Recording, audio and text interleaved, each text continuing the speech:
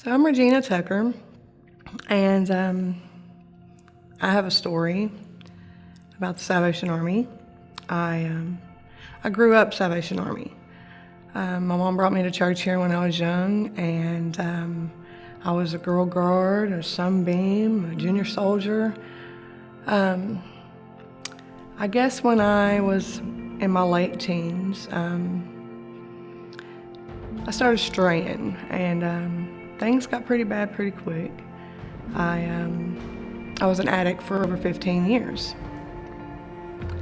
During that time, I lost my husband to prison and my children to CPS, and that still wasn't my rock bottom.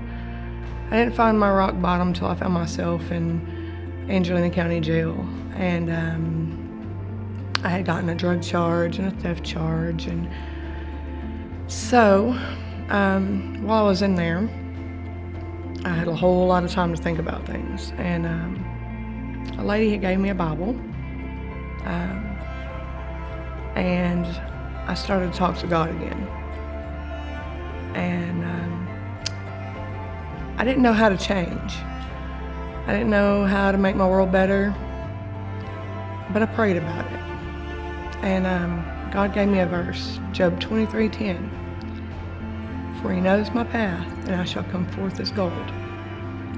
So when I finally got out of jail, I didn't think that I would ever be able to get my life right. I didn't know how, I didn't know anything but what I'd been living. So I was homeless, and I walked the streets, and I would come to the Salvation Army over at the soup kitchen, and I would eat lunch, and Miss Rosa would talk to me. I was put on probation, and my probation officer told me that I had to do 500 hours of community service, and that she had placed me here at the Salvation Army's thrift store. I hadn't been here since I was a little girl at that time, and I come and I was doing my community service, and the captains were amazing. The captain at the time was a real inspiration to me. She would talk to me, and she began kind of telling me, that life is what you make it. Everything you do, has a repercussion or a benefit. And she asked me, what did I want out of life? And that was a question that I wasn't sure I knew how to answer, but it stuck with me. And I began to think about what was my purpose? What did I really want out of the life that I was given?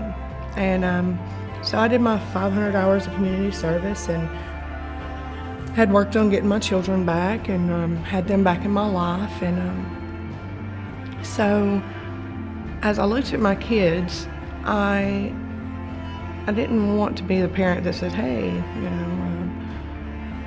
I didn't get my high school diploma, but you're gonna get yours. And so I took the captain's words, and I went and got my GED. Well, I was so excited when I got my GED. I come up here, and I had my little piece of paper, and I run in, and I said, Miss Moore, look, I got my GED. And her next question for me was, okay, that's great, so now what do you want to do? And I didn't know the answer to that either, and I prayed about it. And I was an addict, like I said, for 15 years, and if I could do things, if I could get my GED, and if I could do things, then I wanted to give back to those people, those lost people. And so I enrolled in Angelina College, and never in a million years had I thought that homeless girl walking down the street eating dinner at the Salvation Army would be at Angelina College.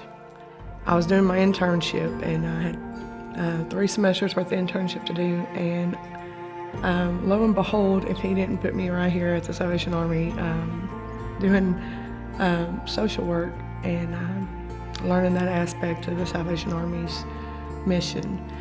And it was amazing to help people and to be able to witness and tell them about God's love. So once I graduated, I came to work at the Salvation Army in the community feeding program. I was the cook, and we started out cooking probably 100 meals a day, and then the pandemic happened, and we went from cooking for 100 people a day to 500 people a day, and it was a real learning process, but I've never felt so much joy as to be able to hand people a hot meal. And it kind of humbled me, because I remembered myself, walking up to that line and what that meant to me. So, and to know, as I would count my meals that I was cooking for and feeding 500 people, that's 500 people that wouldn't generally be able to eat, or most of the time walk through this life and they're overlooked. And to those people, the Salvation Army isn't just a hot meal. It's a friendly conversation. It's somewhere that you can be accepted and understood. And being a part of that is truly amazing.